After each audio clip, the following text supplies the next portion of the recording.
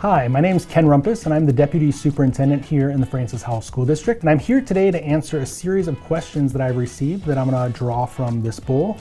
We have a round of questions just for you to get to know a little bit more about me as a person and my role as the Deputy Superintendent. So here we go. What does a Deputy Superintendent do all day?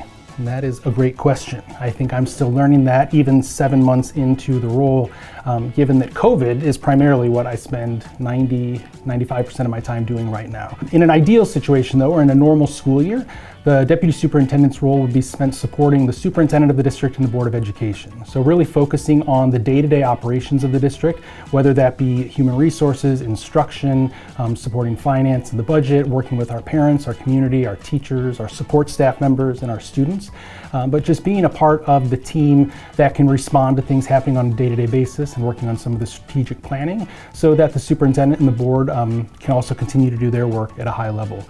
Out of all of your kids, who is your favorite? I have an amazing wife named Amy, who's a teacher, and then I have 4 kids. My oldest is a senior, and we're waiting right now to hear from some colleges and to find out what he'll be doing next year. Our 4th one is 10 years younger, and she is in 2nd grade, Addison, and they'd probably say she's the favorite because she is the baby. But Hayden and Haley in the middle are also amazing kids.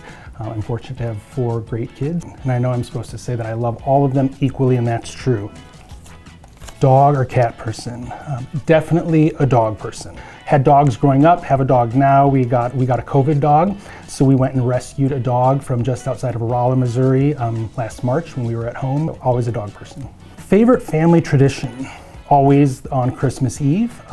We all climb on one couch and we read 'Twas the Night Before Christmas as a family. We each take a turn, we each read a page, and we end the entire book together reading the last page. And that's been nice as the kids get older, now that all 4 of them can read and be a part of that. Just something that we look forward to each year. Waffles or pancakes? I make pancakes a lot more, and I think I'm pretty good at it, so I will say pancakes. The last book that you read, I'm currently reading right now, Where Do We Go From Here? Chaos or Community by Dr. Martin Luther King. One very appropriate given January, and that we'll be celebrating him, but also given some of the chaos and recent events in our country. It's a good time to reflect on just where do we go from here as a nation and as a community. If you could only eat one meal for the rest of your life, what would it be? So I love Mexican food, and I would eat Mexican food every single day for lunch and dinner if I could. Either chile relleno, some carne asada tacos. Yeah, it would be Mexican food. If you weren't working in education, what would you be doing? I think I would have been a doctor, would have gone into the medical field. I've always had an interest in working with youth and with students, so I'd like to think that I would have been a pediatrician. I think that idea of getting to develop relationships with families and getting to know them over the course of childhood from birth through when they'd head off to college would be exciting. Something few people know about you.